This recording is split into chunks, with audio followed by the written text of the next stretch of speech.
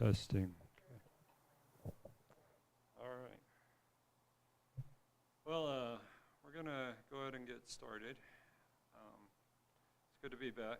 Still kind of getting back into a routine. So we're going to start off as we usually do with a couple songs. 589. That's where the song we'll start off with. That's 589. And we'll go ahead and do all three on this.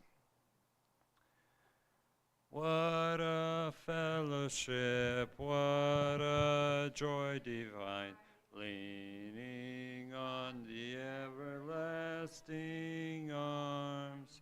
What a blessedness, what a peace is mine, leaning on the everlasting arms. Leaning on Jesus, leaning on Jesus, safe and secure from all alarms. Leaning on Jesus, leaning on Jesus, leaning on everlasting arms. Oh, how sweet to walk in this pilgrim way, leaning on the everlasting arms. Oh, how bright the path grows from day to day, leaning on the everlasting arms. Leaning on Jesus, leaning on Jesus, safe and secure from all alarms. Leaning on Jesus, leaning on Jesus, leaning on the everlasting arms. What have I to dread? What have I to fear? Leaning on the everlasting arms, I have blessed peace with my Lord so near. Leaning on the everlasting arms, leaning on Jesus, leaning on Jesus, and secure from all alarms. Leaning on Jesus, leaning on Jesus, leaning on the everlasting arms. All right, our next song will be 346. Then we'll have our opening prayer.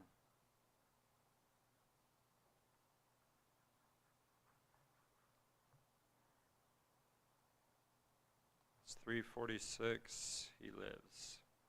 And we'll do all three on this verse, this song as well. I serve a risen Savior, He's in the world today. I know that He is living, whatever men may say. I see His hand of mercy, I hear His voice of cheer. Just the time I need Him, He's always near. He lives, He lives, He lives, He lives. Christ Jesus lives today. He walks with me and talks with me along life's narrow way. He lives, He lives, He lives, He lives, salvation to impart. You ask me how I know He lives. He lives within my heart. In all the world around me, I see His loving care. And though my heart grows weary, I never will despair. I know that He is leading through all the stormy blast. The day of his appearing will come at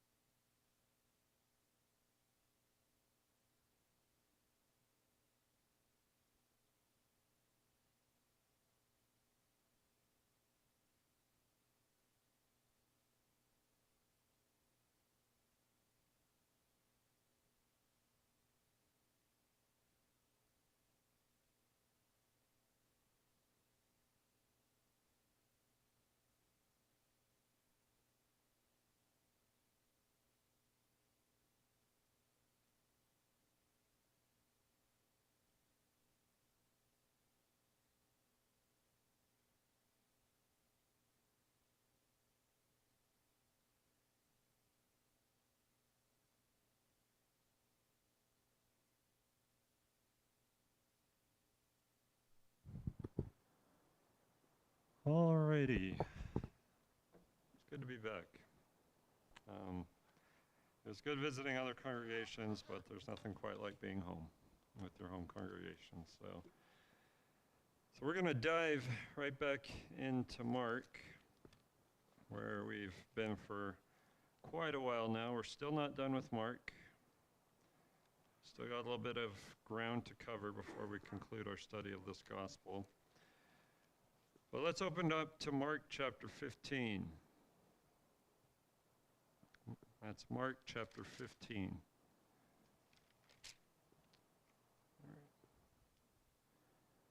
Now it's been 2 weeks. I'm going to see how much you guys remember over the span of 2 weeks. What are we dealing with in chapter 15?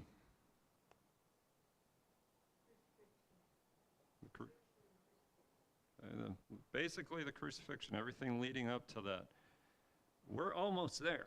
We are almost to the crucifixion. That we've really been leading up to that since chapter 14, but we really are focusing in on it here in chapter 15. But we're not at the cross yet. Verses 1 through 15 of this chapter, we saw Pontius Pilate, his dealings with Jesus after he'd been brought over by the religious leaders, and at the end in verse 15, Pilate handed Jesus over to be scourged or flogged and crucified. And so since he's been handed over, it's in verse 16 where we learn who he was handed over to, who Jesus was handed over to, and that's these soldiers. Where Mark records in that verse, the soldiers took him away into the palace, that is the praetorium, and they called together the whole Roman cohort. Now, verse 16 is another one of those, as you've heard me call them before, one of these stage-setting verses, where we're now looking at how these soldiers, Roman soldiers, dealt with Jesus. And here in verse 16, what's the first thing they do?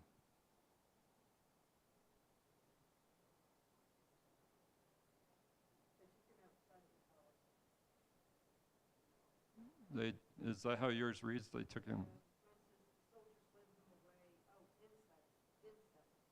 I was like, if yours reads different, Elaine, there's trouble with that translation. So yeah, so they take him into the palace, and what else do they do?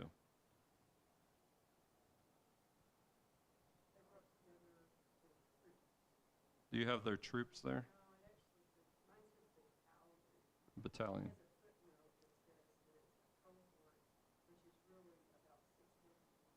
Okay. So yes, this is what the text says. They take him into the palace as a praetorium, and then they call together the Roman cohort. These are the two main pieces of this verse that we have. So first, I want us to look briefly at this praetorium. Mark calls it the palace, but he also identifies it as the praetorium. Now, when we think of a palace, what do we normally associate that with? The residence of the king, or someone in authority.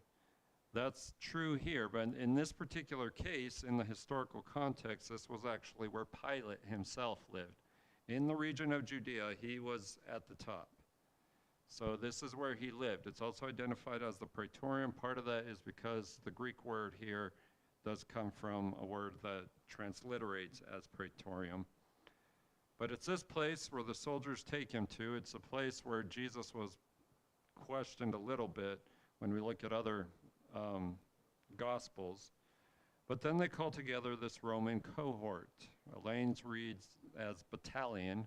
That's another rendition that you'll find of the word cohort. But as Elaine's footnote read, a cohort is a large number of soldiers that consisted of as many as 600 soldiers, but not exclusively 600 soldiers. It depended on the situation, so it could run from anywhere from 480 up to 600 Roman soldiers. But the best equivalent is this word battalion that Elaine has, just hundreds of soldiers that are called together.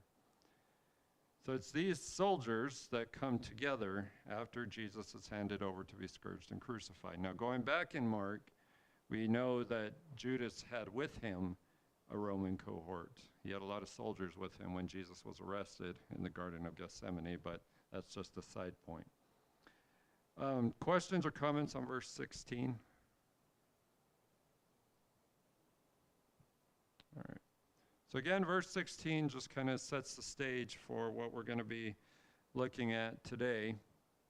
And what Mark will go on to record in verses 17 through 21 are some points about how these soldiers began to treat Jesus. More specifically, he makes 3 points about how these soldiers began to treat Jesus, and that is that they treated him with what I'm calling mockery. So it's 3 points about this mocking that Mark makes. The first point Mark makes in verses 17 and 18 is that the soldiers mocked Jesus by falsely calling him a king. The second point Mark makes in verse 19 is that the soldiers mocked Jesus by physically abusing him. And finally, the third point Mark makes in verses 20 and 21 is that the soldiers mocked Jesus by leading him to be crucified. Now, after looking at these things, what we will learn from these verses is that we must determine how we will treat Jesus, and we'll talk about that when we get there. But let's begin by reading verses 17 through 21, and then we'll look at the points. Again, we're in Mark 15, beginning in verse 17. The text says, "They dressed him up in purple, and after twisting a crown of thorns, they put it on him. And they began to acclaim him, 'Hail, King of the Jews!' They kept beating his head with a reed and spitting on him, and kneeling and bowing before him. After they had mocked him, they took the purple robe off him and put his own garments on him, and they led him out to crucify him.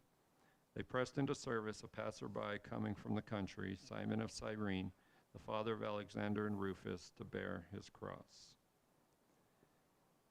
So again, we're looking at how these soldiers treated Jesus, and overall point is that they mocked him. They treated him with mockery. And the first point about that is they mocked Jesus by falsely calling him a king. So here in verse 17, what do we read? What did the soldiers do in verse 17? They put him in purple, and go ahead, the crown of thorns. And Sandy, you were going to say something? No? Same thing? Okay. So they do 2 things here in verse 17. First, they dress him up in purple, and then they twist the crown of thorns and put on his head. So the first question I want to ask you here, can anyone tell me anything about the color purple and its significance? Dean? Okay. It was the color of royalty. So this is where we're beginning to see that these soldiers are beginning to dress Jesus up like a king. Now, where they got their hands on this purple, Mark doesn't tell us. That's kind of besides the point. But they are beginning to dress Jesus up as if he were a king, because purple was the color of royalty. In the first century, you had to have a lot of money if you were going to buy something that was purple. Going on, we're to the crown of thorns. So here's where we're beginning to see just part of the idea that they're beginning to treat Jesus falsely as a king. But instead of putting what we would think of as a crown, an actual crown on Jesus, they put this crown of thorns. So let's explore this a little bit more. Where do thorns come from?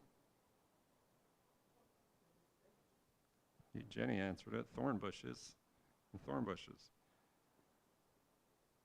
So yes, they're getting these thorns from some kind of bush that had thorns. There's a long list of them that we can name. We're not going to spend time with that. Now, with that in mind, something else first of all that we should understand about crowns is the word for crown here is referred to a type of crown that was made out of kind of a plant-like thing. That's what a king would normally wear on some occasions. But here it's just the opposite. It's still a plant-like thing, but this time it's made of thorns. Now, what do thorns normally do when you come into contact with them? They hurt. This crown of thorns would have hurt Jesus. Now, I don't have the information in front of me, but it's been said that these thorns were very long. So they're not just putting this on Jesus' head. As it's going onto his head, it is piercing his scalp.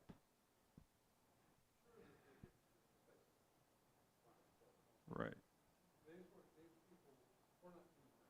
They were not being nice about it. Yeah, but that's an excellent point. They were not only placing it, they were forcing it down. These thorns going into Jesus' head. Now remember, Jesus has already been flogged. His skin is shredded already. Now the skin on his head is getting shredded by this crown of thorns.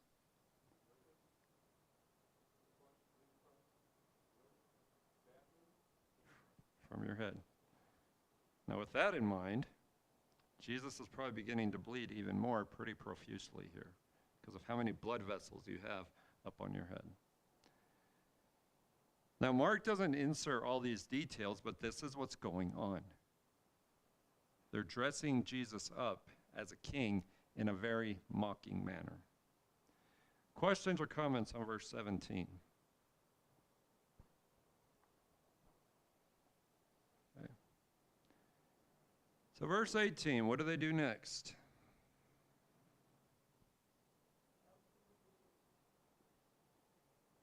Hail, King of the Jews. But what else does the text say before Mark records that statement? They saluted him. They're doing what you would normally do in the presence of a king. That's what you would say. And that phrase, Hail, King of the Jews, is a phrase of, I'm in the presence of a king. But they're not being genuine about this. It's in a very sarcastic manner.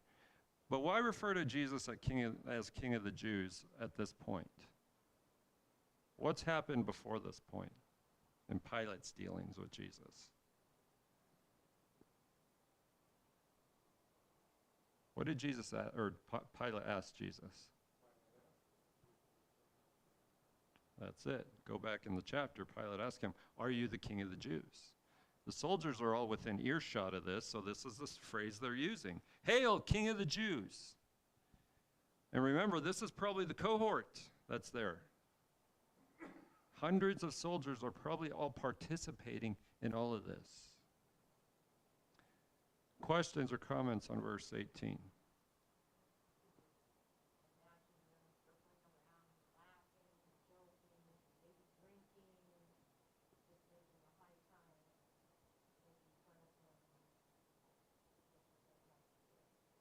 Exactly.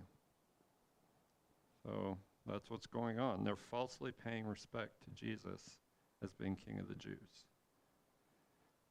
So putting all these things together, the point we should see from verses 17 and 18 about how the soldiers mocked Jesus is that the soldiers mocked Jesus by falsely treating him as king.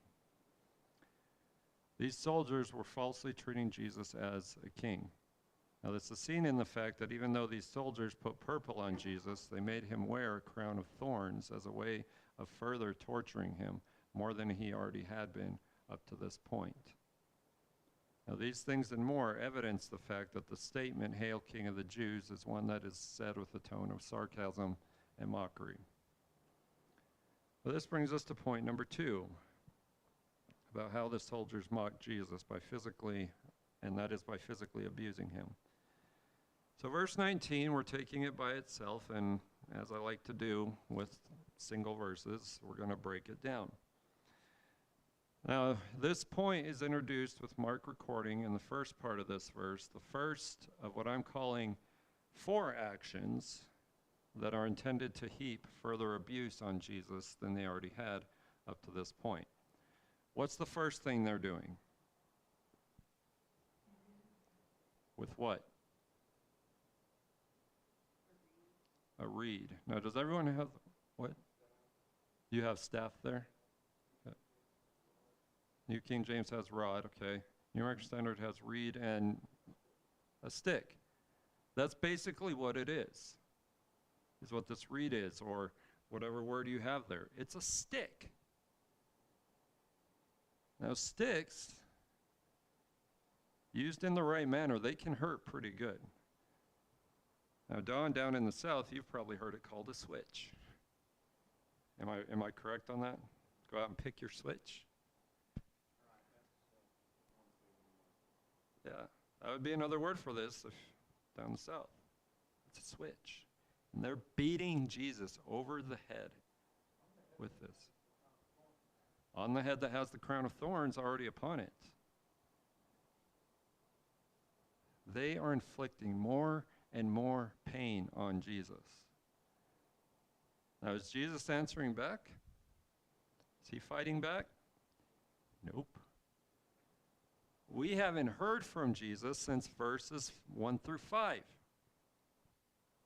He is silently going through all of this. Now, he's probably making noises of how much pain he's in, but he's not fighting back. He's not saying, stop doing this to me. He is silently taking it. But the thought doesn't stop there. What else are these soldiers doing? They spat on him. The New American Standard has it in the present, spitting on him. A more review from Mark. Has this happened once already, this spitting on Jesus? It's happened before. Can anyone tell me where in Mark's gospel it happened? Once already?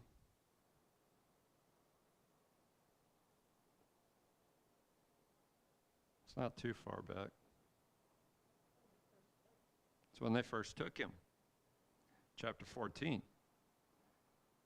When the religious leaders started questioning him and he finally confirmed one of the things against him, that he was the Son of Man. One of the things people did was verse 65 of chapter 14. We'll just go back and read that really quick. And there it is. Text says there, after Jesus had been condemned to death, it says in verse 65, some began to spit at him and to blindfold him and to beat him with their fists and to say to him, prophesy. And the officers received him with slaps in the face. So more of that is going on, and now it's the soldiers that are doing it. They're spitting on him. Now, something else we should be reminded of here is that Jesus has already said this is one thing that would happen to him. He said it back in Mark 10, verse 34. Let's just go back and read that really quick. I don't like jumping around, but I just think we need to be reminded. In Mark 10, verse 34, Jesus said, they will mock him and spit on him and scourge him and kill him, and 3 days later he will rise again. So what's going on here, all this spitting and all these things, this is fulfilling the words of Jesus. They're again fulfilled for a second time since chapter 14, and here in chapter 15 it's the second time. But now the last two actions that we'll take together, what are they doing, the soldiers, in verse 19?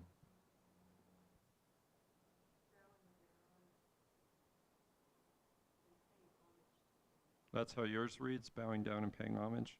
Okay. New American Standard has kneeling and bowing before him, but that's the idea. That carries forward the King of the Jews statement. Oh, you're the King of the Jews, but we're hitting you. We're spitting on you. It's more of that mockery that's going on. And we're not even at the cross yet. This is before he's even taken to be crucified. And so the last form of abuse Jesus would receive prior to being led to be crucified is physical abuse and false respect from these soldiers. So that's verse 19. Questions or comments? All right. So now we reach the third way Jesus was mocked, and I think the most humiliating way, and that's by being led to be crucified. So that point is introduced in verse 20. What happens in verse 20?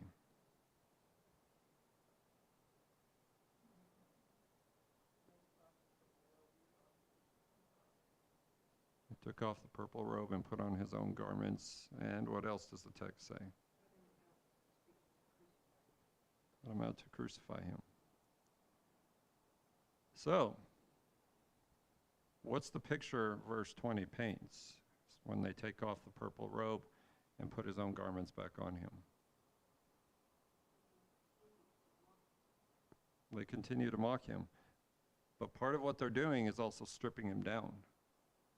They stripped him down to put the purple robe on him. They're stripping him down again to put his own clothes back on him before they take him out to crucify him. Now, with that in mind, I think one thing we should understand from this verse is that what Mark records the soldiers as doing here is actually the opposite of what was normally done to someone who was about to be crucified. Normally, a person would be stripped down and all the torture would take place on the way to the cross. But Jesus has already gone through the torture part, so no reason to keep him naked. Put his clothes back on. But even though that's the case, from verse 24 that we'll look at in the crucifixion story, we know that Jesus would once again be stripped of his clothing, because in that verse, people are gambling for his clothes. But again, we'll talk about that next time.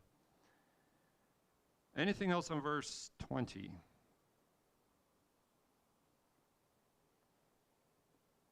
All right.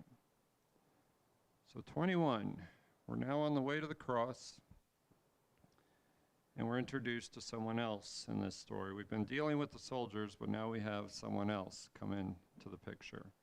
What happens in verse 21?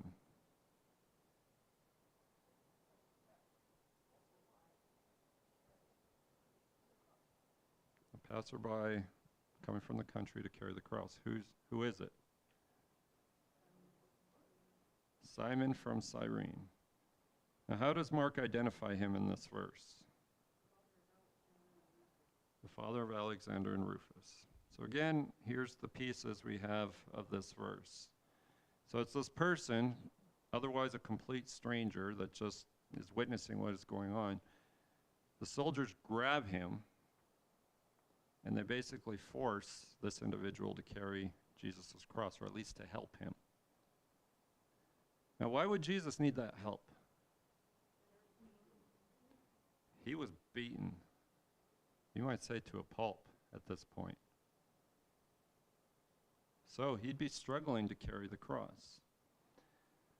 But it's Simon of Cyrene that's forced into service, basically. And he's identified here as the father of Alexander and Rufus. So we have to ask, well, who are these individuals? Alexander and Rufus, they were brothers by all accounts, based on this verse. But one of them is mentioned again in the New Testament, and that's Rufus. He was mentioned in Romans 16, verse 13, in Paul's list of greetings in that chapter. Now, since that's true, the fact that Alexander and Rufus are mentioned here, this might be another evidence we have that Mark is written primarily to a Gentile audience, since Mark mentions individuals from a letter that was sent primarily to Gentiles. In other words, Alexander and Rufus would probably be known to Mark's original readers. They'd say, oh yeah, we know who this is. But Mark's point here is that it's the father of these two individuals who is forced to carry Jesus' cross, and that he assisted in carrying the cross. Questions or comments on verse 21?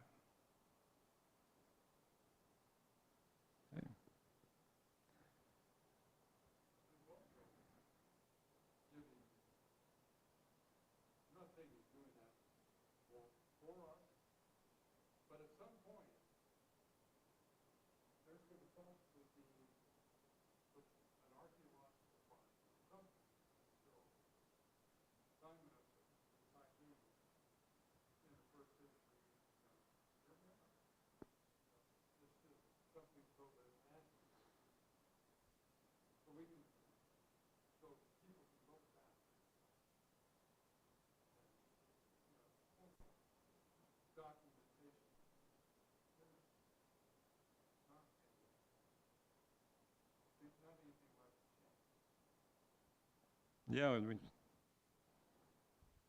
there might be, you said an archaeological find about this? I'm not saying that there is, but at some point. At some point there might be. So,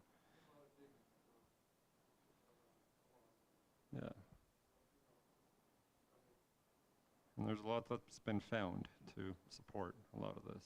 So, anything else on verse 21?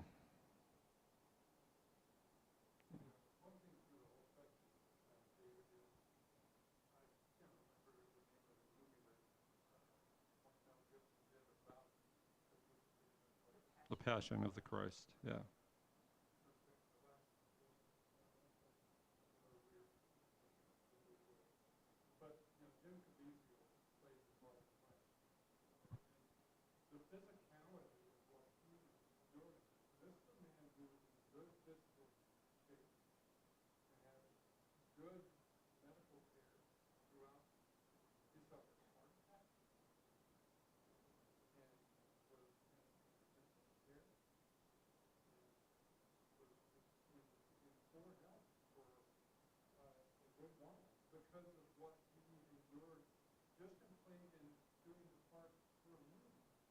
Mm-hmm.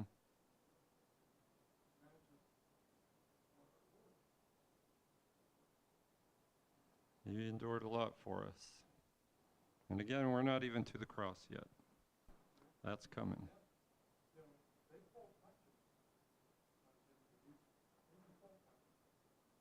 That's true.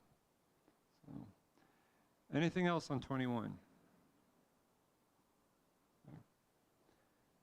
So the point we should see from verses 20 and 21 about how the soldiers mocked Jesus is that they mocked Jesus by leading him to be crucified. In these verses, Mark has shown that another way the soldiers mocked Jesus is by leading him to what would be the ultimate form of humiliation, and that is crucifixion. Crucifixion was the most humiliating way to die in the first century. But in doing this, as we have seen, it's the Simon of Cyrene who is called to bear his cross. Now, before we leave this verse, I want to focus in a little bit on this idea of bearing his cross.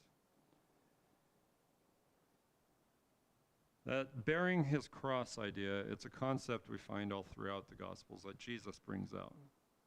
He brought it out in Mark 8:34. I'll just go back and read that really quick.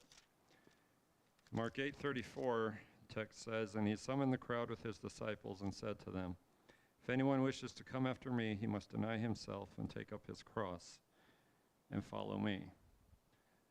We can't say for certain, but it's possible that's why Mark uses this language that he does when he's talking about Simon of Cyrene. Simon of Cyrene isn't bearing his own cross. He's bearing Jesus' cross. That's what we're called to do. To follow in Jesus' footsteps. Bear the cross. An instrument of death.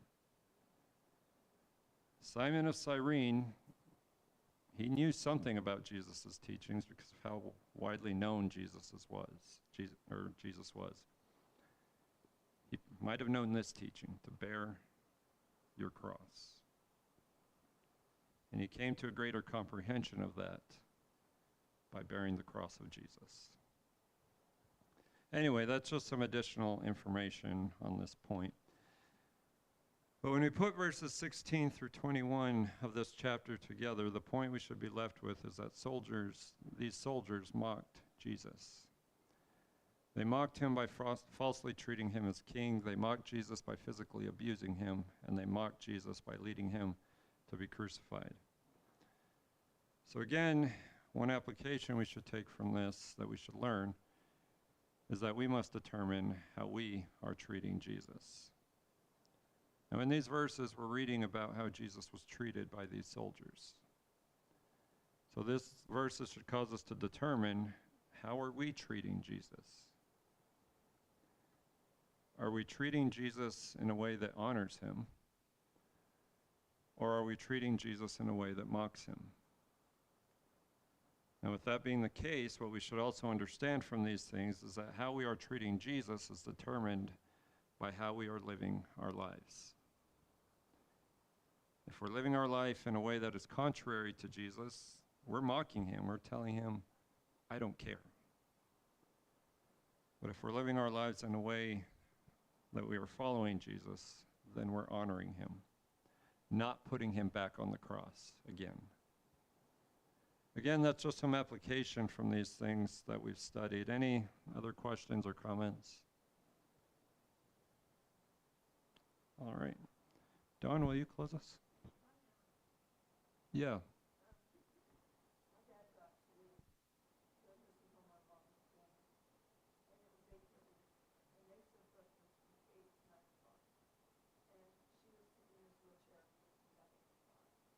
Hmm.